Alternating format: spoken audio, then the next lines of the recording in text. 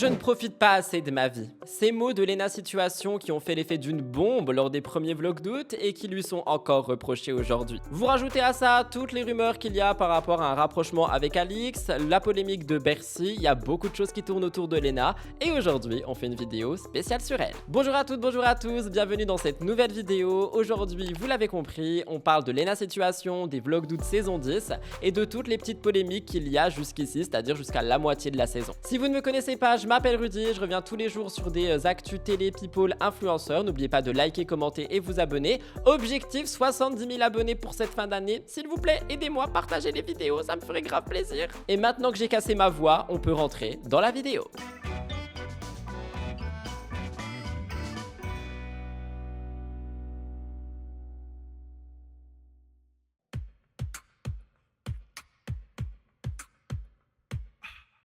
Vous allez voir que j'ai scindé cette vidéo en plusieurs parties et on va commencer par évidemment la rupture avec Seb, le début d'une nouvelle Léna. Pour comprendre pourquoi cette saison des vlogs d'août est aussi particulière, il faut commencer par le commencement, sa séparation avec Seb Lafrite. Pendant plusieurs années, Léna et Seb ont formé l'un des couples les plus connus d'internet en France. Leur relation a commencé en 2019 et contrairement à beaucoup de créateurs de contenu, ils ont gardé une certaine pudeur autour de leur vie privée. Mais depuis plusieurs mois, les internautes ont commencé à remarquer que quelque chose a changé, on en a déjà parlé. Les deux créateurs apparaissaient de moins en moins ensemble, les publications communes se faisaient rares, les événements étaient aussi alimentés par rapport à des questions, pourquoi est-ce qu'on les voit pas réellement ensemble, qu'est-ce qui se passe, est-ce qu'il y a de l'eau dans le gaz? Et forcément avec deux personnalités suivies par des millions de personnes, il n'a pas fallu longtemps pour que la bombe explose, et il y en avait même qui ont remarqué, dont moi, que Léna et Seb ne se suivaient plus sur les réseaux sociaux. Mais 2026, Seb passe ses 30 ans, il poste son documentaire qui s'appelle justement 30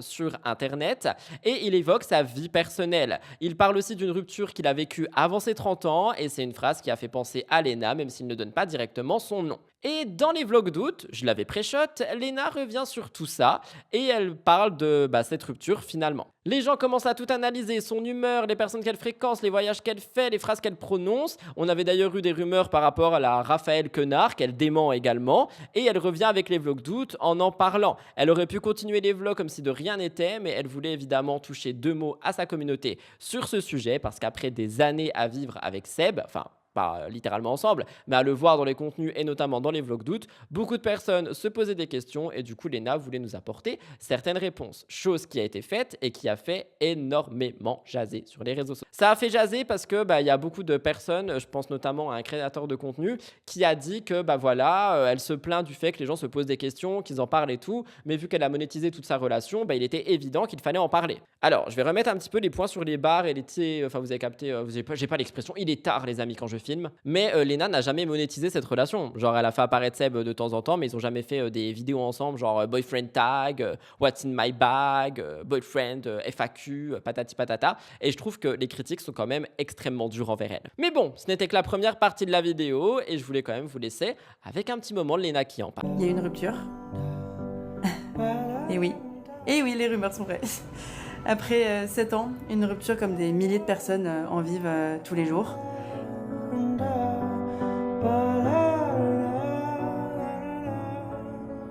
C'est le matin des Oscars, ça y est. Je peux pas être triste le jour des Oscars. Je vais mettre mes émotions de côté, mettre un masque le temps de la journée. Profite de maintenant, ta vie elle est maintenant en fait, t'auras plus jamais cet âge-là. Oui, mais parce que t'as réalisé tes autres rêves. Ça va pas? Oui, tu as l'air triste ma fille, tu pleures? Oui. Qu'est-ce qui t'arrive? Non, j'ai vu tout de suite quand je suis rentré qu'il y avait... Tout est flou dans ma tête. C'est flou. C'est flou. T'as vécu, c'est vrai, un paquet de choses entre tes 20 et 29 ans, oui. C'est énorme, c'est extraordinaire et t'as entraîné tout le monde avec toi en plus. Donc c'est plutôt sympa quoi. Mais je vous jure, c'est pas être en couple qui manque. Non, c'est d'avoir de l'amour à donner et que c'est toi qui le donnes. C'est ça. Tu te le donnes à toi-même ou pas l'amour? J'en reçois déjà trop. Et depuis cette prise de parole, il y a aussi quelque chose qui revient beaucoup. Est-ce qu'elle est devenue trop déconnectée de la réalité? Parce qu'elle a aussi dit autre chose dans les premiers vlogs d'août, et ça on va en parler tout de suite, elle ne profiterait pas assez de sa vie.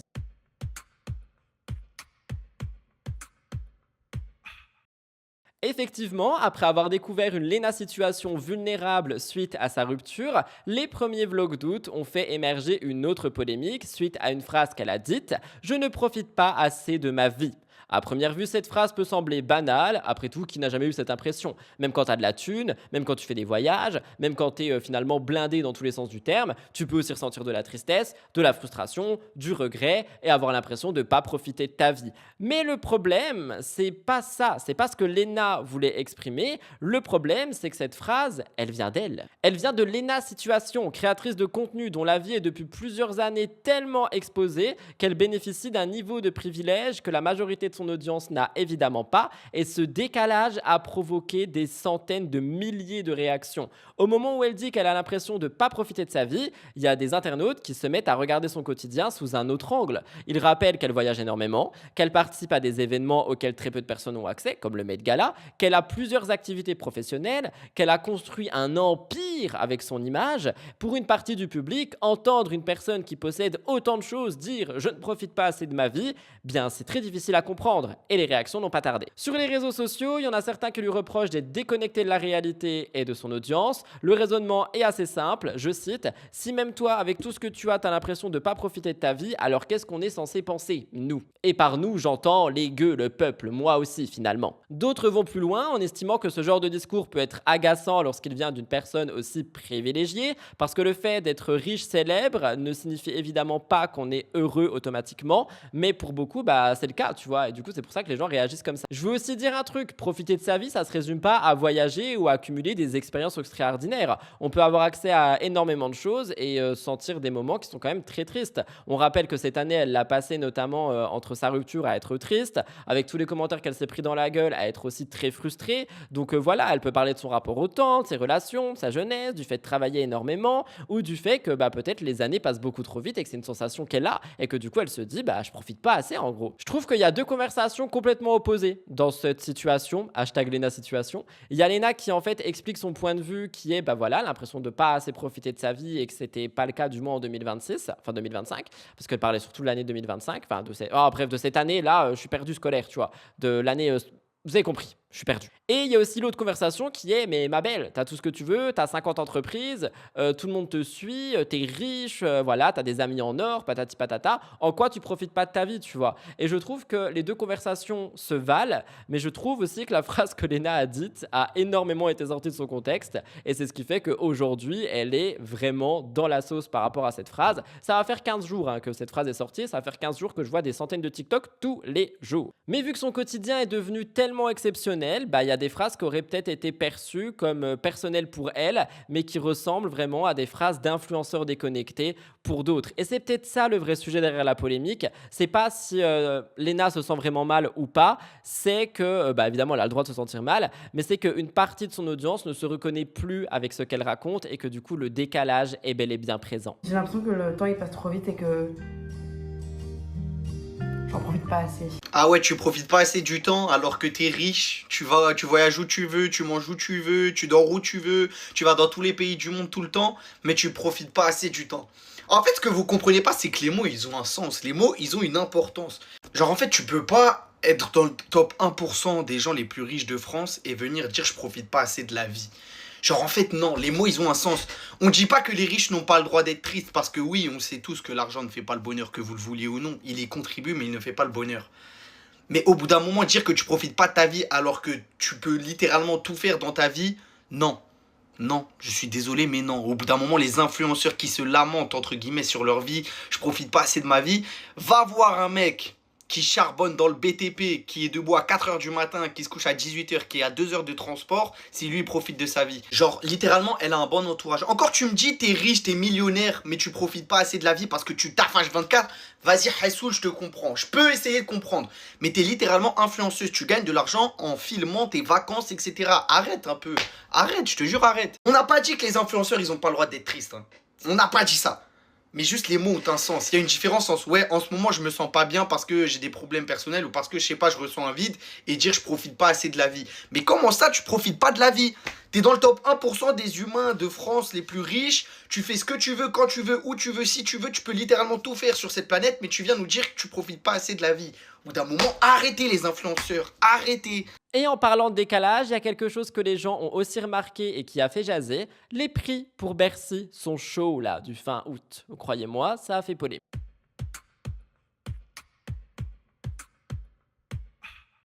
Quelque chose de beaucoup plus concret a effectivement fait parler, le prix des billets pour le grand spectacle de clôture des Vlogs d'août. Cette année, Léna a décidé de voir les choses en grand. Pour terminer la 10e et dernière saison des Vlogs d'août, elle organise un immense spectacle à l'Accor Arena de Paris le 31. Sur le papier, c'est impressionnant. Après 10 années de Vlogs d'août, Léna voulait offrir un véritable événement de clôture à sa communauté. Et une question s'est posée, combien ça coûte cette histoire? Les tarifs ont fait réagir tout le monde parce qu'il y a des places qui montaient jusqu'à 89 €. Pour un événement lié à une série de vidéos YouTube qui à l'origine est basée sur la proximité, l'accessibilité, des internautes ont trouvé cette somme très haute. Sur les réseaux sociaux, il y a des comparaisons qui ont été faites, il y a des gens qui disent que Léna va transformer le dernier Vlog d'août en opération commerciale, et pour certains, en fait, c'est un raisonnement qui ne passe pas, parce que comme je vous l'ai dit, pendant 10 ans, les vlogs c'était du partage, passons l'été ensemble, etc., etc.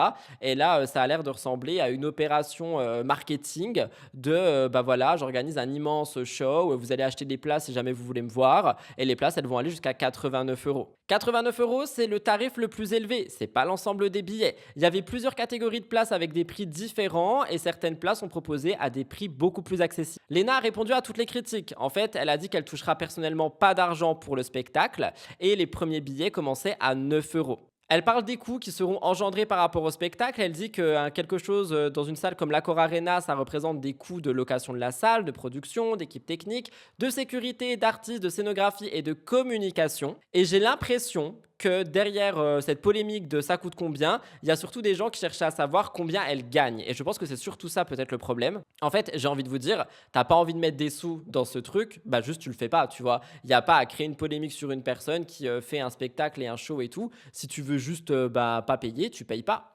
En plus, elle a expliqué qu'il y aura évidemment une rediffusion YouTube de ce spectacle, de ce qui va se passer à Bercy, etc. etc. Donc, littéralement, t'as pas envie de payer, tu verras la vidéo, tu vois ce que je veux dire. Moi, j'adore les vlogs d'août, non, j'abuse, j'adore cette saison, les 5 dernières saisons, j'ai eu trop de mal. Mais pour autant, je me voyais pas payer une place, monter à Paris pour aller voir Léna Situation et ses copains en train de faire la fête, tu vois, ça m'intéresse pas du tout. Par contre, je vais effectivement dévorer la vidéo, je me mangerai des pubs YouTube, ça lui rapportera rien, j'imagine, parce qu'il y a des musiques avec les droits d'auteur. Bref, tout ça pour dire, t'as pas envie, t'es pas obligé de payer. Et je trouve que les gens en font vraiment tout un foin, encore une fois, pour pas grand chose.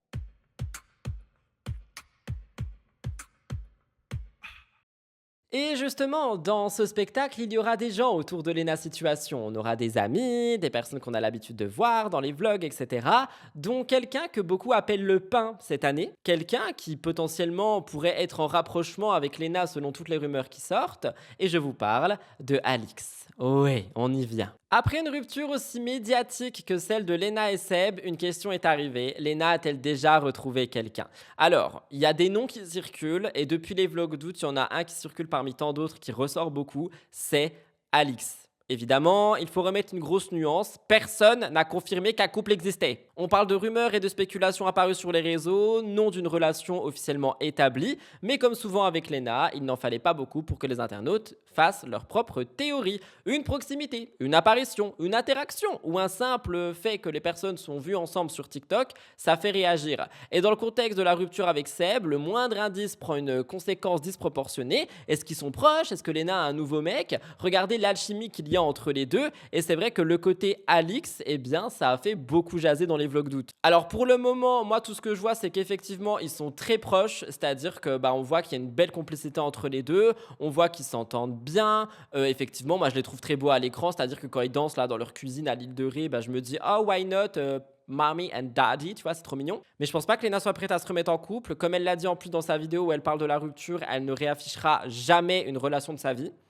Donc même si c'était le cas, on le saura pas, littéralement. Et surtout, elle avait expliqué que c'était quelqu'un qui avait été très très présent pour elle. Donc peut-être qu'ils ont juste créé une très belle amitié. Genre juste des amis très purs, tu vois, des âmes sœurs amicales, pourquoi pas. Ça veut absolument pas dire qu'il y a une relation qui est possible. Mais en tout cas, c'est vrai que si jamais vous faites un tour sur TikTok et que vous tapez Lena Alix, il y a des edits de partout. Et j'ai même un vlog où Lena, elle a croisé une abonnée. Et l'abonnée, elle lui demande, genre littéralement, Lena le filme et elle le poste. On voit quelqu'un qui lui dit du coup, tu sors avec Alix? Mais c'est tellement irrespectueux, je trouve, d'aller demander ça à quelqu'un dans la vraie vie. Je me dis, il y a des gens, ils osent vraiment. Dans tous les cas, c'est un petit peu la relation qui est espérée des internautes et des vlogos. Moi, c'est pas mon cas. J'aimerais juste qu'elle soit heureuse, que chacun soit heureux et qu'on se mène un petit peu chacun de notre cul. Mais vu que c'est la dernière saison des vlogs, je pense qu'aussi tout le monde est en mode, bah voilà, on veut parler, on veut parler, on veut faire parler, on veut regarder. Donc, je sais pas.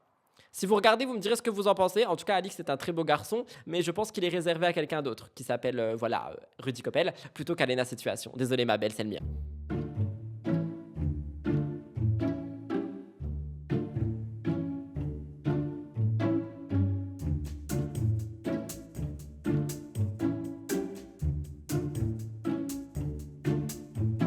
Officiellement fin. C'est the end, fin. Tu m'as largué.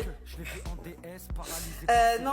It's been 10 years. It's been 10 years and it's one of my best friends, not more. Ça se dit not more? Ouais, pas plus. Pas plus quoi. C'est une amitié singulière. Et puis surtout qu'on peut être ami avec des garçons sans qu'il y ait de... Sans qu'il y ait d'attirance amoureuse. J'avais pas envie de dire attirance sexuelle. Attirance amoureuse. Genre sans une... Ambiguïté. Non. Non, on a toujours été comme ça. En plus, si vous...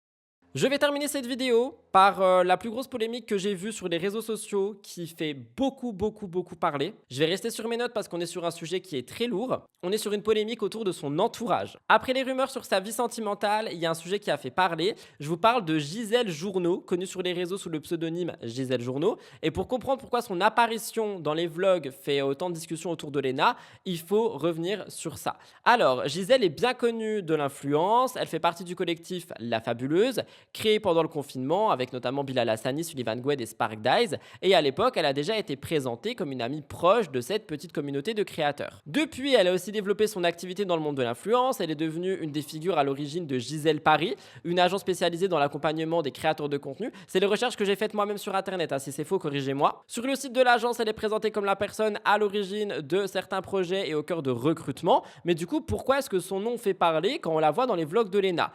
Eh bien, parce que sur les réseaux sociaux, il y a des internautes qui ont commencé à pointer du doigt des prises de position ou des contenus associés à Gisèle concernant Israël dans le conflit israélo-palestinien. J'essaye de dire bizarrement les mots parce que YouTube les déteste et à tout moment ma vidéo elle flotte. La polémique devient sensible. Il y a des internautes qui considèrent que certaines de ces publications ou interactions témoigneraient d'une position très favorable envers I et d'autres vont beaucoup plus loin et reprochent à Lena de continuer à fréquenter ou d'être proche de personnes dont les prises de position sur ce sujet sont controversées alors qu'elle-même, genre, elle avait brodé une petite pastèque lors d'une interview avec Jenna Ortega notamment, qu'elle avait dit qu'elle avait fait des dons et patati patata. Et en fait, pour beaucoup, il y a des incohérences et des contradictions entre faire certaines actions et traîner avec certaines personnes. Je le dis quand même, les opinions d'une personne de l'entourage de Lena ne sont pas celles de Lena, même si j'entends également ce qui est dit. C'est pas parce que les deux sont amis, travaillent ensemble ou évoluent dans le même milieu qu'elles partagent les mêmes opinions politique. Mais on rappelle que Lena avait été critiquée en 2024 lors du mouvement Blockout parce qu'il y a des internautes qui lui reprochaient de ne pas prendre suffisamment position. Par la suite, en septembre 2025, son nom apparaissait parmi les personnalités qui avaient signé une tribune demandant une protection diplomatique pour la flottille qui se dirigeait vers Gaza. Autrement dit, présenter Lena comme quelqu'un qui serait pro-I, ce serait trompeur. Mais pour certains, le fait de traîner avec quelqu'un, ce serait aussi trompeur.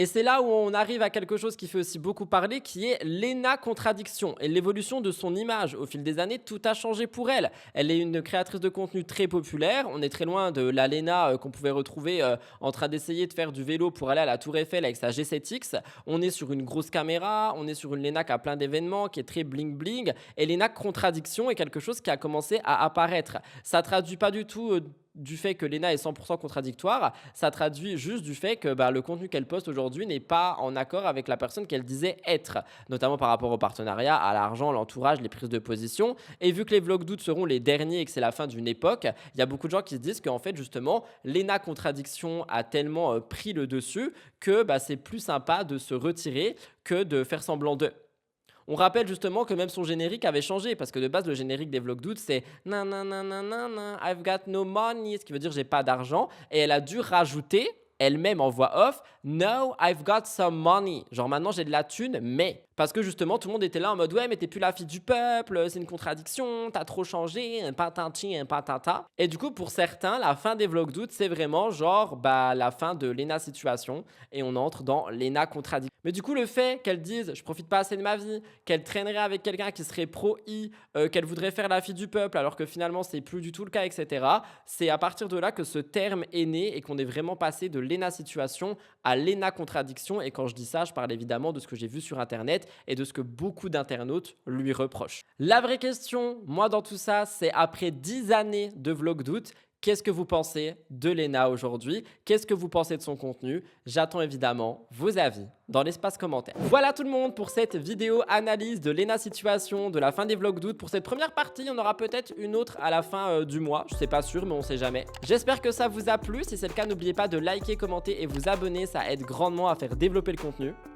En ce qui me concerne, je vous laisse là. Je vous embrasse très fort. C'était Rudy. À demain pour une nouvelle vidéo. Bisous, bye tout le monde.